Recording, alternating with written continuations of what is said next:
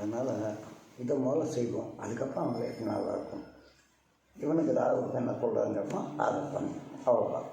அது நம்ம இது இல்லை. இப்போ சொன்னது வரைக்கும் தம்பி இது திருப்தி தான் உங்களுக்கு? கரெக்டு தான். ரொம்ப திருப்தியாக தான். நான் ஒன்றுமே சொல்லல, எதுவுமே பேசலை. ஆனால் எப்படி அவன் தம்பி தம்பி உட்கார் கூப்பிடும் உட்கார்.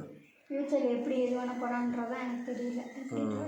அதனால தான் இப்போ பாருங்க ஒரே டைம் இவங்க சமய போட்டு எல்லாத்தையும் மண்டையில் குழப்பிக்கிறாங்க, எல்லாத்தையும் ஏற்றிக்கிறது. நாளைக்கு நம்ம போயிட்டு நம்ம ராக மாதிரி ஆகிடுவோம், அது மாதிரி ஆகிடும். அக்கா பையன் என்ன பண்ண போகிறோம், ஏது பண்ண போகிறோம். நான் ஒரே வார்த்தை சொல்கிறோம், எல்லாம் நாராயணன் கையில் இருக்குது, அவன் பார்த்துப்பான்.